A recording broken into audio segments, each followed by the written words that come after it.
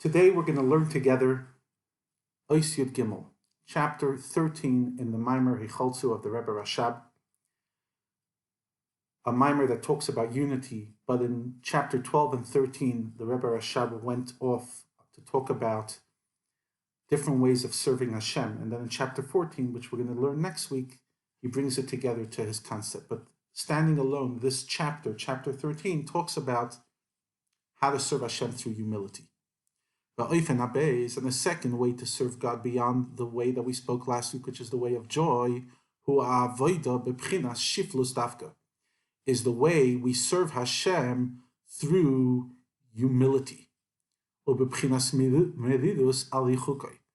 And how does a person have humility? A person also has bitterness because of one's own distance from Hashem. When a person is humble and bitter on the fact that they're distant from Hashem. How does a person achieve that feeling? That is kasher humimadi the chushbana. When a person considers themselves a master of taking accounts. In other words, a person is a thinking person and takes an account of their life. It's a term called mari the chushbana. And they keep track of every detail of their thought, dibur u'maisa, speech and action, shaloi of themselves, ashaloi l'Hashem hema, to each one of them which are not what Hashem wants. And this includes not only if they did something prohibited, not only if they did something that they shouldn't, because it's one of the 365 prohibitions, the Loisa says.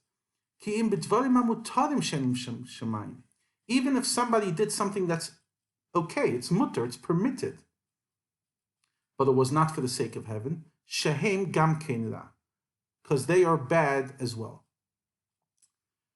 In Perik Zayin of Tanya, the Alter Rebbe really introduces this concept that there's no black, white, and gray in life.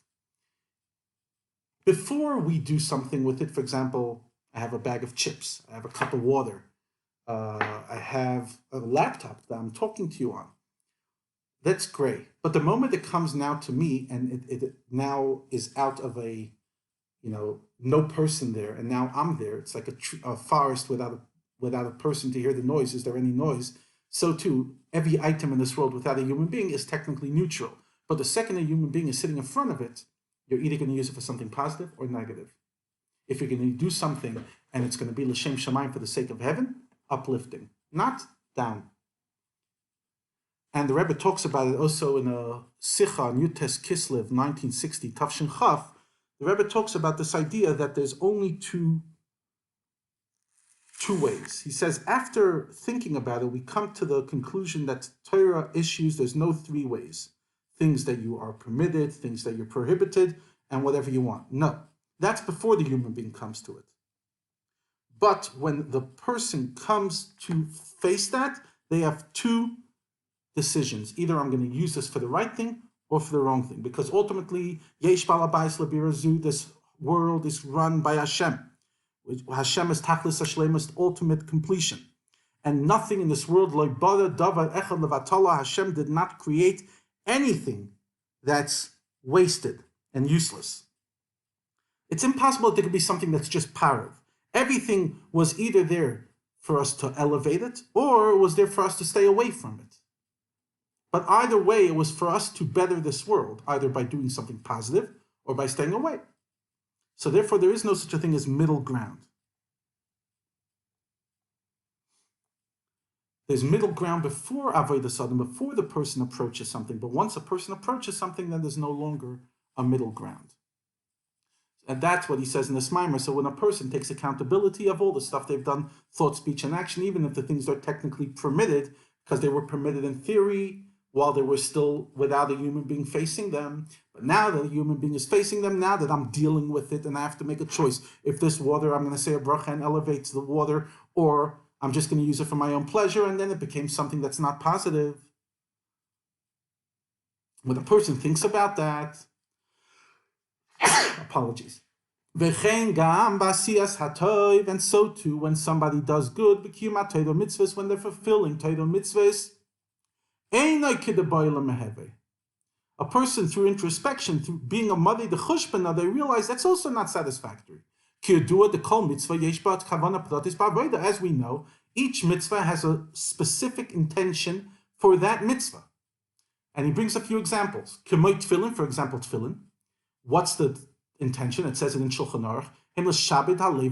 It's to subjugate one's mind and heart to HaKadosh Baruch Hu, to give one's mind, tefillin shorosh, and heart, where the tefillin shal yad corresponding to, on the left, to Hashem. That one's mind and heart should be directed only towards Hashem. That's one example. Another example is Dalid Minim Shabalulav, the 4 minim of a lulav. Sheyeh bebchinas achtus. What's the intention? The intention is that there should be a level of achtus. You bring 4 types together, as is explained in Chassidus, and it creates achtus. Ve'esleg, and an esleg, the Rashi Tevis is the beginning of the words, Al Tevayeni Regel Gaiva. You know, it's the famous time a person comes to the front of the Rebbe and tells the Rebbe he found a new Rashi Tevis for esrog, and the Rebbe says, what's wrong with the old one? That the Chacham say, Al Tevayeni Regel Gaiva, don't bring me any ego. Let not a foot of pride come into me. So besides the specific kavana that you have in each mitzvah, which is also discussed in Perek Mem Aleph Tanya, yesh kavana klolis b'chol mitzvahs. There's a general intention on all mitzvahs. Sheyeh b'bchinas kabbalas al malchus shamayim. That somebody should accept the yoke of heaven. And that's in all 613 mitzvahs. L'shabed alev hamayach, to gluely give one's entire life, heart, mind, and everything to Hashem. B'dam tzarech lizis kain tabit. That's the whole beginning of Perek Mem Aleph. Like the Tanya discusses in that Perek Mem Aleph, both the general intention and the specific intention. And if someone does not fulfill mitzvahs in this manner, they don't do it with the proper intention, and a person rather performs the mitzvah kaltblutig, cold-blooded, in other words, apathetic, and just out of habit, the way just like it's been taught, it's my nature, I do it without even thinking. It's not the way it should be. It's not satisfactory. It's not the way a person serves Hashem. So when a person thinks about all this, that's going to humble them. It's going to make them a bit bitter. I'm not doing a good enough job. And especially when somebody meditates on the greatness and exaltedness of Hashem's infinity, that considering the true level of Hashem's incredible holiness and loftiness, the truth is, even if I did a perfect avodah, even the truest avodah, it's worthless. It's no significance. Even more so, more so. The perfect avodah, that what I consider avodah, compared to Hashem, is considered a sin. For example, he brings an example now of a king. Imagine a great and awesome king. When you serve him, this king, not at the level that they're at. It's the meaning. You serve the king in a copper cup, in a piece of trash. When a person serves, it has to be not based on the person who's serving, but based on the person who's being served. I don't care who you are. You're serving the president. I don't care who you are. You're serving a king.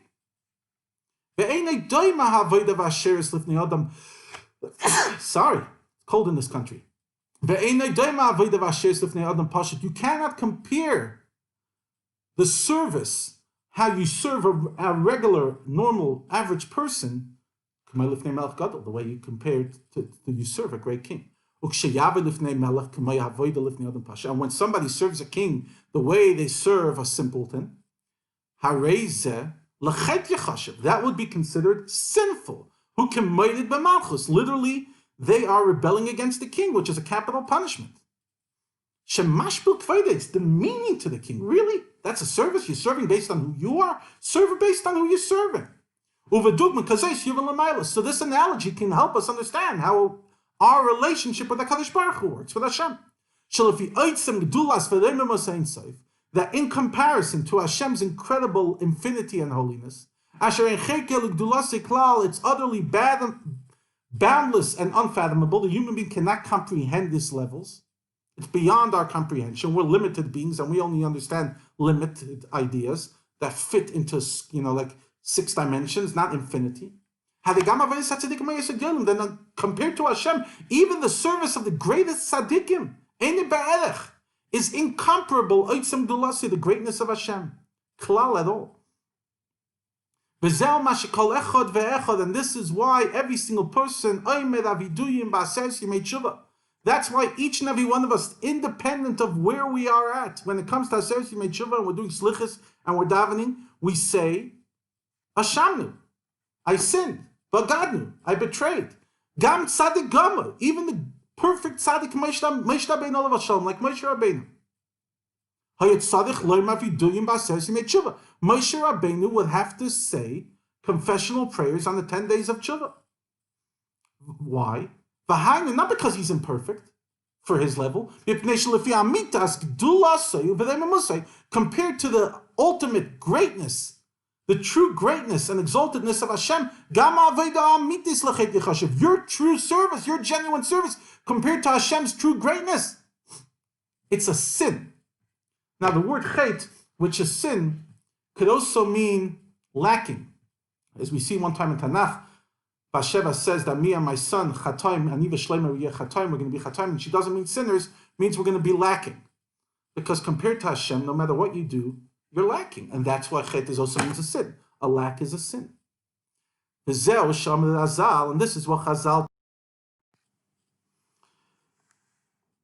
So this is what Chazal tell us. Al pasuk vayikoid arza. On the pasuk that says Moshe Rabbeinu bowed to the ground and prostrated himself. What does the pasuk say? Midas emes ra.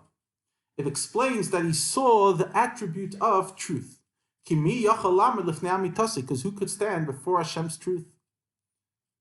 Like it's explained elsewhere. Moshe Rabbeinu saw the truth. He saw, compared to Hashem, how I'm serving Hashem collapses.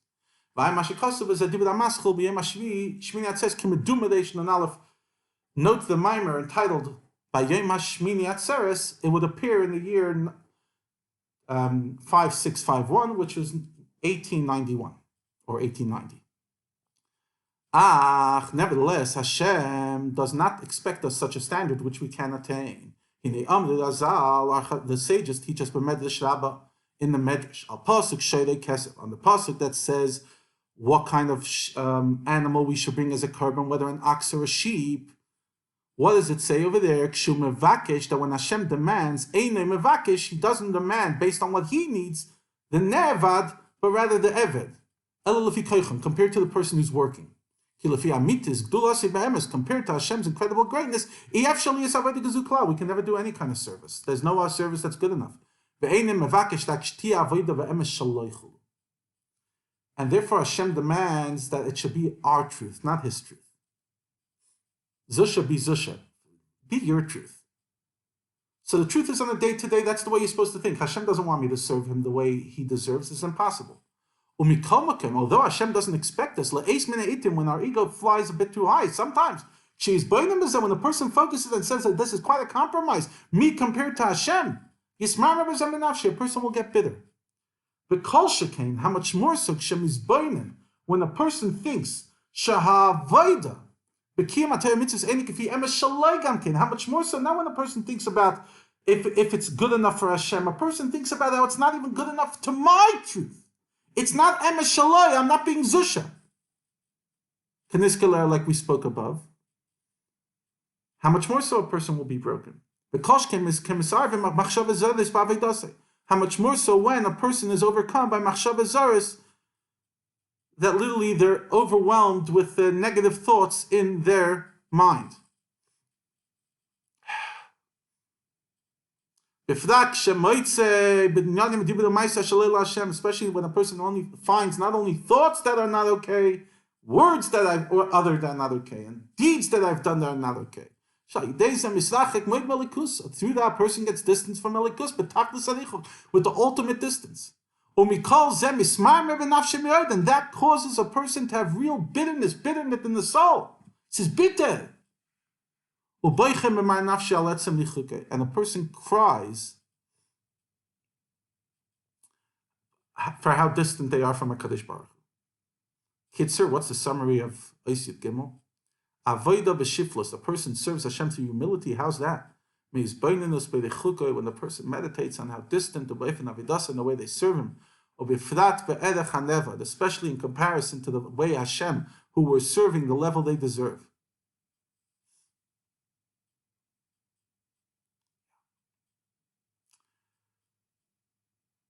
If you take this ois, a standalone, which in a way it is, it's a very humbling meditation on how a person could serve Hashem through meritus, through bitterness.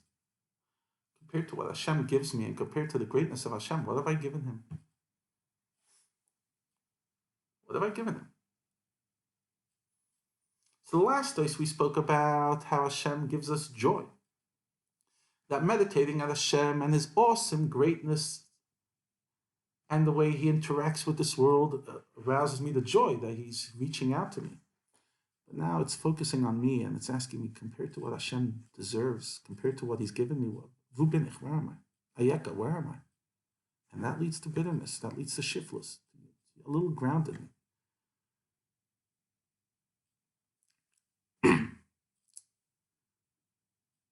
You might say, in our times, who needs to be grounded? The problem is that we don't have too much self-esteem, we have too little self-esteem. This doesn't break self-esteem. Humility is not the opposite of self-esteem. On the contrary, you can only have true self-esteem when it's grounded in facts. When you realize that Hashem still allows me and still takes my service seriously. Like he says, Hashem only asks compared to how much I could do. And the fact that Hashem wants me to serve him, it's a reason for self-esteem. Bitul is not a contradiction. On the contrary, it might even be the basis for it. L'chaim. See you next week.